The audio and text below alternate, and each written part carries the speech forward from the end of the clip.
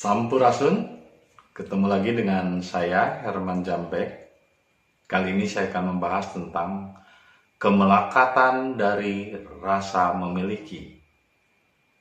Tapi sebelumnya, seperti biasa, yuk mari kita ngopi, ngobrol perihal iman, ngobrol perihal Islam.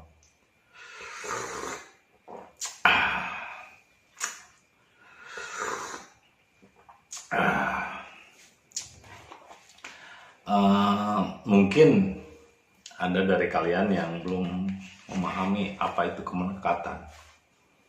Jadi saya tidak menggunakan istilah dosa.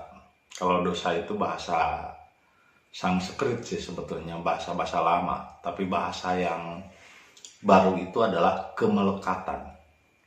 Jadi kemelekatan itu adalah dosa. Tapi saya lebih senang menggunakan bahasa pribadi, kemelekatan.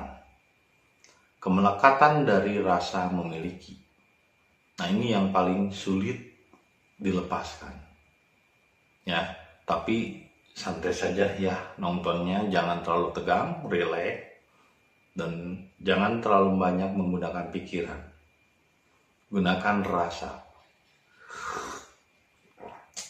Sambil merokok ya, jadi corona, kopi jeung rokona. Jadi banyak orang yang mengaku Islam, tapi sesungguhnya dia belum Islam. Mengaku iman, tapi tidak tenang jiwanya. Masih gelisah, masih iri, masih dengki, masih benci sama orang lain, maka belumlah disebut iman. Karena iman itu bukan percaya artinya, tapi iman itu adalah rasa tenang dan akhirnya aman, tentram. Dan amin, sejahtera, damai. Jadi iman itu adalah rasa tenang. Jadi belum dikatakan beriman kalau jiwanya tidak tentram dan tidak tenang. Nah, begitupun Islam. Belum dikatakan Islam seandainya masih ada kemelekatan-kemelekatan yang ada di dalam diri kita, yang susah untuk dilepaskan. Nah, kemelekatan itu adalah ibaratnya pakaian. Jadi nafsu itu bukan salah, bro. Bukan dimatikan. Pikiran itu bukan dikosongkan, bukan dimatikan, bukan dimusuhi, bukan dilawan. Kalau dilawan dia akan menyerang balik. Kalau dimusuhi dia akan memusuhi balik. Tapi mereka itu dikendalikan. Tapi kalau dikendalikan lagi oleh teori, itu sama saja seperti api dipadamkan dengan bensin. Nggak mungkin. Cara mengendalikan pikiran itu begini, begitu. Ada teorinya. Itu omong kosong. Karena apa? Karena nafsu itu bisa lahir juga dari pikiran. Ketika pikiran berteori tentang bagaimana mengendalikan nafsu, itu sama dengan api dipadamkan dengan bensin. Teori dilawan dengan teori. Pikiran itu sendiri, teori itu sendiri adalah nafsu. Jadi nggak bisa yang namanya dikendalikan oleh nafsu. Nggak bisa dikendalikan oleh pikiran. Yang bisa adalah berserah diri. Namun ketika berserah diri ini, nah pikiran ini selalu menghalangi. Pikiran ini selalu saja ada sesuatu yang menghalangi. Itu karena apa? Karena kita belum melatih diri untuk melepas kemelekatan. Terutama kemelekatan terhadap rasa memiliki. Seperti misalnya keluarga ada yang meninggal, itu tiba-tiba kesedihan kita mendalam. Sedih gitu. Padahal sebetulnya kita juga mau matilah, calon. Makanya assalamualaikum ya ahli kubur. Kita semua kan ahli kubur nantinya. Calon. Saya juga calon. Nggak mungkin selamanya tetap di dunia. Lalu kenapa kita harus sedih ketika ada orang yang meninggal? Padahal kita sendiri calon. Jadi ini kemelekatan namanya. Ketika rasa mencintai kita terlalu dalam, akhirnya larut ke dalam perasaan kita sehingga membuat kita menjadi sedih. Padahal kalau ada anak yang meninggal, ngapain kita sedih? Anak atau keluarga atau misalnya ayah dan orang tua meninggal, nggak perlu kita bersedih hati. Karena apa? kita pun calon meninggal. Jadi kalau seandainya kita sudah lepas dari kemelekatan itu, maka tidak akan ada kesedihan. Tapi rupanya ketika masih muncul rasa sedih, rasa kehilangan, misalnya kita punya handphone, tiba-tiba hilang, itu kan kadang-kadang terbawa ke dalam rasa perasaan pusing, sedih, nggak semangat. Nah, berarti rasa perasaan kita masih terpengaruh oleh kemelekatan dari rasa memiliki. Terutama rasa memiliki ini sangat berat. Jadi segala sesuatu, istri punya saya, hak saya mau ngapa-ngapain, ditempeleng, dimarahin. Akhirnya kalau seorang laki-laki, seorang suami merasa memiliki istri, dia akhirnya melakukan aturan-aturan yang semena-mena, yang akhirnya seenaknya memperlakukan istri seperti barang karena merasa memiliki. Tapi bayangkan kalau Anda misalnya menganggap istri itu titipan, anak itu titipan, maka Anda tidak akan semena-mena memaksa istri, memaksa anak untuk mengikuti keinginan Anda. Justru Anda lebih memberikan kepada mereka kemerdekaan karena Anda merasa itu titipan. Kenyataannya anak titipan, istri titipan, harta titipan, tapi itu cuma teori. Kenyataannya kalau hilang handphone saja tetap masih sedih. Apalagi perempuan di zaman sekarang. Saya pernah bikin status di Twitter, Virgin now gitu, more dramatic when he lost his phone than lost virginity. Jadi perempuan di zaman sekarang itu lebih dramatis ketika kehilangan handphone daripada kehilangan keperawanannya. Kan lucu. Seolah-olah handphone itu sudah menjadi nyawa, melekat. Makanya di zaman sekarang ini disebut kiamat apa? Mata terbelalak terus kepada handphone. Nggak bisa lepas, seolah-olah handphone itu ada di matanya. Terus apalagi? Ya, manusia tidak bisa lepas dari kemelekatan teknologi, kemelekatan kebendaan, kemelekatan harta, kemelekatan rasa mencintai yang berlebihan. Nah, ini yang harus dikikis, rasa kemelekatan ini. Coba Anda latih misalnya sehari atau 2 hari tanpa handphone, tanpa Android. Bagaimana sih rasanya? Ya maksudnya kemelekatan itu bukan berarti kita nggak butuh handphone, karena di zaman sekarang kita lebih mudah dengan menggunakan alat-alat handphone, tapi kemelekatannya itu yang susah. Jadi rasa mencintainya dan kita terjebak di dalamnya. Seperti misalnya rasa memiliki mobil. Ketika hilang mobilnya, ketika hilang motornya, sedih, nangis, pusing, stres. Itu kemelekatan dari rasa memiliki itu sangat berat. Justru itu akan mengikat jiwa, sehingga jiwa tidak merdeka. Jadi kalau Anda ingin merdeka, maka Anda harus seperti tukang parkir.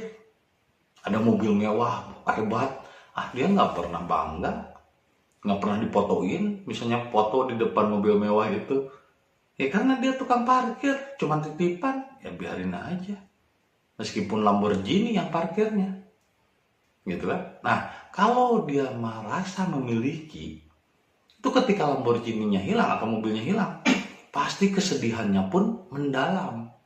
Karena apa? Karena rasa memiliki.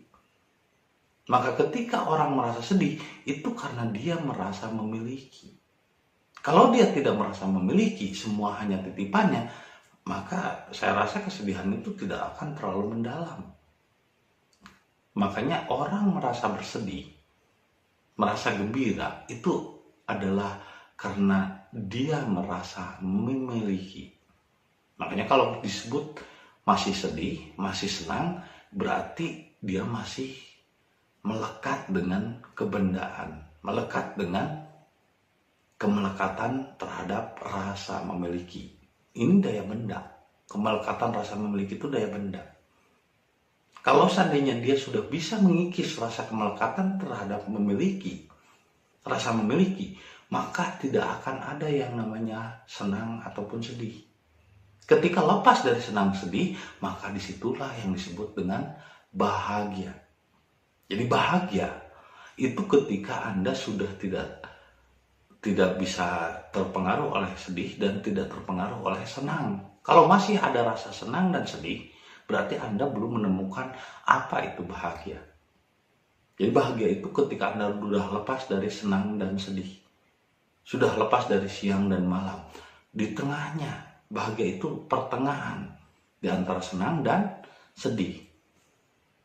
Ini coba apa? Ketika ditawarkan milih siang, milih senang, milih sedih, milihnya senang. Milih kaya atau miskin, milihnya kaya.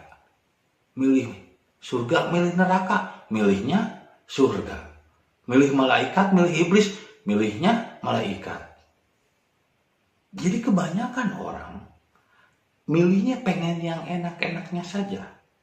Tidak mau menerima yang sulit, tidak mau menerima susahnya. Padahal bagaimana seseorang bisa merasakan nikmatnya sehat kalau nggak pernah sakit? Bagaimana seseorang bisa merasakan nikmatnya kaya kalau nggak pernah miskin? Bagaimana dia akan merasakan nikmatnya senang kalau nggak pernah sedih? Keduanya adalah satu kesatuan yang tidak boleh dipisahkan atau dipilih salah satunya. Sama halnya seperti Anda ketika mengendarai motor atau mengendarai sepeda. Pilih kanan atau kiri. Nggak bisa dipilih salah satunya. Kalau milih kanan jatuh, milih kiri juga jatuh. Atau sama halnya seperti Anda berjalan di seutas tali tambang dari satu gedung ke gedung lain. Di atas gedung misalnya 27 tingkat. Anda melintas dari satu gedung ke gedung lain dengan seutas tali. Dengan memakai misalnya ini tongkat yang panjang.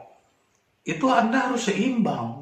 Tidak boleh milih kanan atau kiri. Kalau milih kanan, jatuh. Milih kiri, jatuh. Milih surga, jatuh. Milih neraka, salah juga. Keduanya harus diterima dengan ikhlas. Sabar, tawakal, dan ikhlas. Bukan dipilih salah satunya. Nah, kebahagiaan hanya akan bisa dicapai ketika Anda sudah lepas dari yang namanya senang dan sedih. Keduanya diterima. Senangnya diterima, sedihnya diterima, itulah bahagia. Tapi ketika Anda ada rasa sedih, itu berarti muncul dari rasa memiliki yang terlalu tinggi. Jadi ini kemalakatan. Dan itu akan menjadi dosa bagi jiwa. Dosa itu bukan dosa, sebetulnya adalah noda bagi jiwa, penjara bagi jiwa, ikatan bagi jiwa. Jadi jiwa Anda selama itu akan terikat selama Anda masih merasa memiliki. Anggaplah semua yang Anda miliki itu adalah titipannya. Jadi yang harus Anda pahami adalah jiwanya, spiritnya. Seperti benda. Banyak orang yang mengejar bendanya tapi tidak menggenggam spiritnya. Kalau Anda mengendalikan spiritnya, nafsu amarohnya, bendanya yang akan datang menghampiri Anda. Tapi kalau Anda mengejar bendanya, berarti jiwa Anda menghamba kepada benda. Berarti jiwa Anda mempertuhan benda. Sama halnya di dalam Islam ketika anjing haram, bukan anjingnya yang diharamkan, tapi sifat-sifat anjing yang ada di dalam dirimu yang harus dihilangkan. Sifat anjing apa? Setia kepada majikan, meskipun majikannya salah.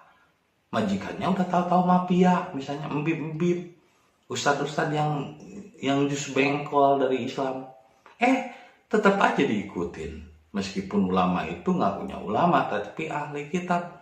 Anda setia mengikutinya, itu sama saja dengan sifat-sifat anjing. Jadi bukan anjingnya yang diharamkan, tapi sifat-sifatnya, kemelekatannya di dalam diri kita. Bukan babinya yang diharamkan, tapi sifat-sifat babinya yang ada di dalam diri Anda. Yang itu yang harus dihilangkan, dikurbankan. Bukan mengorbankan domba, bukan mengorbankan sapi, tapi mengorbankan sifat-sifat kebinatangan yang ada di dalam diri Anda. Karena itu melekat. Nah, salah satu yang terberat dalam melepas kemelekatan itu adalah rasa memiliki. Jangankan kepada benda, kepada ilmu saja kadang-kadang diakui, wah itu ilmunya kejawen loh. Sejak kapan ilmu bisa diklaim sebagai kejawen, sebagai sunda wiwitan, sebagai ilmu syariat atau tarekat? Makanya yang saya sampaikan ini hakikat, marifat. Jadi saya nggak peduli, saya bisa ambil ilmu Hindu, bisa ambil ilmu Kristen, bisa ambil ilmu tarekat, bisa ambil ilmu kejawen, bisa ambil ilmu sunda wiwitan. Ketika Anda merasa itu sebagai klaim-klaim suatu ilmu madhab tertentu, berarti rasa memiliki di dalam diri Anda masih tinggi. Ilmu itu bukan milik suatu golongan. Ilmu itu adalah kekuasaan Tuhan, miliknya manusia. Dan saya mengajarkan itu bukan untuk Islam saja. Ada orang Kristen juga yang nonton, ada orang Hindu juga yang nonton video saya. Jadi ini bukan milik seseorang, milik satu golongan, milik suatu keyakinan, milik suatu kelompok. Karena hakikat adalah rahmatan lil alamin, universal untuk semua manusia. Nah, kenapa saya tiba-tiba ngambil misalnya dari keyakinan kejawen, ngambil dari keyakinan sunda wiwitan, ngambil juga dari keyakinan Arab. Tapi kebanyakan memang saya menyampaikan selama ini terus terang memang dengan gaya Arab, karena memang saya turunan Arab. Arab dimaklum, tapi Arabnya Arab dimaklum. Makanya menggunakan bahasa Arab, lagi pula karena di Indonesia itu masih Arabisasi, bro. Mindset Anda juga masih gayanya gaya Arab. Sehingga bahasa yang saya sampaikan ya pakai bahasa Arab. Pakai bahasa-bahasa dengan dasar dari Arab. Kecuali kalau Anda orang Amerika, mungkin saya menggunakan pakai bahasa Inggris dengan mindset Inggris. Tapi video ini kan ditujukan kepada pemirsa yang berbahasa Indonesia. Yang kebanyakan orang Indonesia masih menginduk Arab. Masa saya menggunakan bahasa planet? Masa saya menggunakan bahasa alien? Lah bagaimana Anda bisa menyimak apa yang saya sampaikan kalau saya menyampaikan dengan bahasa Jerman? Bagaimana Anda bisa memahami apa yang saya sampaikan kalau saya menggunakan bahasa Rusia atau bahasa Amerika, bahasa Inggris? Jelas pasti menggunakan bahasa yang mudah dipahami oleh Anda, tapi bukan berarti saya golongan dari apa yang Anda pahami. Bukan berarti saya Islam, bukan berarti saya agamanya Islam, bukan berarti saya agamanya Kristen, bukan berarti saya Hindu wiwitan. Saya tidak punya agama, bro. Saya tidak punya satu keyakinan kelompok tertentu. Saya tidak bergerombol. Saya sebagai diri saya sendiri, Herman Jambek, mempertanggungjawabkannya sendiri. Hanya maaf saja mungkin kalau misalnya itu diklaim sebagai ilmu milik Anda. Tapi saya merasa tidak punya ilmu. Makanya kenapa saya bagikan di YouTube? Saya menganggap ini sebagai berak. Saya bagikan. Karena saya merasa tidak memilikinya. Ini ilmu Allah yang harus disampaikan. Tidak digenggam sendiri. Tapi ketika Anda merasa memiliki ilmu, berarti Anda belum berserah diri. Anda masih merasa memiliki ilmu saja, berarti Anda belum butuh bisa berserah diri. Karena untuk berserah diri, ilmu saja harus dilepas. Apalagi cuma pengetahuan, apalagi cuma dari katanya dongeng, apalagi cuma dari kata kitab, apalagi cuma dari kata ulama. Ilmu saja yang sudah pernah Anda alami dan rasakan dalam hakikat berserah diri itu harus dilepaskan. Karena ilmu pun masih kemelekatan. Dan kebanyakan di Indonesia itu orang banyak yang melekat rasa memiliki. Sehingga muncullah merasa pintar, merasa tahu. Dalam hakikat justru itu harus dikikis. Rasa memiliki, rasa merasa tahu, rasa merasa pintarnya. Diubah menjadi pintar merasa, tahu dalam merasa. Bukan merasa tahu, tahu dalam merasa. Bukan merasa pintar, tapi pintar dalam merasa. Itulah hakikat. Itulah berserah diri. Tapi ketika Anda merasa pintar, merasa tahu, berarti Anda masih melekat, merasa memiliki ilmu. Saya sih nggak merasa memiliki ilmu, karena ilmu itu semuanya milik Tuhan. Cuma dititipi saja kok sombong. Harta juga cuma dititipi aja kok, kenapa diaku-aku? Pikir-pikir coba tanah. 20 hektar, 10 hektar tanah. Itu kebanyakan apa? Titipan. Cuman kita bikin sertifikat ke notaris, pejabat akta pembuat tanah. Manusia itu cuma aku-akuan doang bikin sertifikat. Makanya saya waktu itu pernah merasa senang pas kakek saya waktu kecil, kakek saya bilang, tuh itu katanya tanah 50 hektar yang dari deket kolam Abah katanya ke bawah ke sawah itu 50 hektar. Tolong katanya kalau Abah meninggal jangan dijual. Nah, kenapa gitu, Bah? Ya tanah orang itu bukan tanah Abah. Abah mah coba nitipin aja katanya ngurus. Jadi cobalah lepas rasa memiliki sehingga Anda merasa bahagia dan lepas. Kenapa orang akhirnya merendahkan derajat orang, menganggap hina orang? Karena dia merasa memiliki harta. Akhirnya menganggap orang bodoh karena dia merasa berpendidikan, merasa sekolah. Ketemu sama teman SD-nya yang nggak melanjutkan sekolah. Nggak level, sekolah aja lu SD kan. Akhirnya kenapa orang jadi saling menghina, merendahkan, terus membanggakan diri? Karena rasa memiliki. Karena dia merasa pintar, akhirnya nggak mau bergaul dengan orang-orang yang tidak sekolah. Karena dia merasa kaya, akhirnya nggak mau bergaul dengan orang-orang yang miskin. Karena dia merasa hebat, akhirnya dia nggak mau bergaul dengan orang-orang yang dianggapnya bubuk ranginang gitu. Nah, padahal dalam Islam kita harus selalu meliputi semuanya. Karena kekuasaan Allah itu meliputi benda, tumbuhan, hewan, jasmani. Sehingga orang-orang yang diliputi oleh kekuasaannya pun dia akan bergaul dengan siapa saja tanpa memandang pendidikannya, tanpa memandang jabatannya, tanpa memandang hartanya, tanpa memandang orangnya. Dia akan bisa larut dengan siapapun. Saya bisa gaul dengan anak kecil. Tiap sore malah disamperin, Om Herman main yuk. Lah anak kecil bocah ngajakin main coba. Tapi itu menunjukkan bahwa kita harus bisa masuk ke dalam semua unsur. Kita harus bisa masuk ke dalam semua kalangan. Itulah Rahman Rohim. Tidak berhasil Anda pejabat, gaulnya dengan pejabat lagi, nggak mau gaul dengan rakyat. Anda orang kaya, gaulnya dengan orang kaya lagi, nggak mau gaul sama orang miskin. Anda orang pintar, gaulnya yang sekolahan lagi, nggak mau gaul yang nggak sekolah. Itu adalah rasa kepemilikan yang sangat berat dan itu harus dilatih untuk dilepaskan. Nah, itulah yang harus dikorbankan. Sifat-sifat kemelekatannya itu yang harus dikorbankan.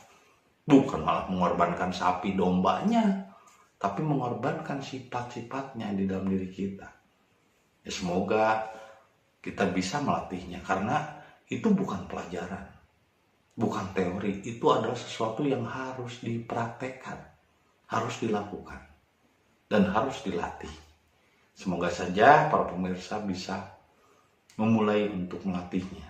Gak perlu jauh-jauh kita untuk mengubah dunia, cukuplah rubah diri. Karena banyak orang yang bermimpi ingin merubah dunia, tapi dia lupa untuk memulai dari dirinya sendiri. Cobalah untuk melatih sifat kemelekatan rasa memiliki. Jangan terlalu tinggi rasa memilikinya. Karena apa?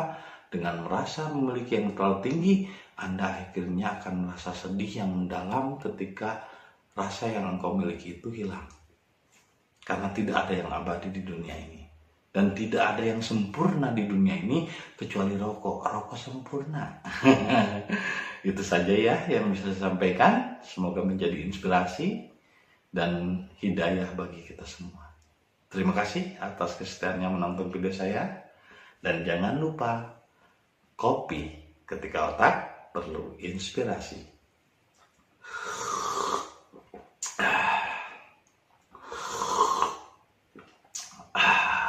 Nikmat. Sampai jumpa lagi di video-video berikutnya. Sampurasun.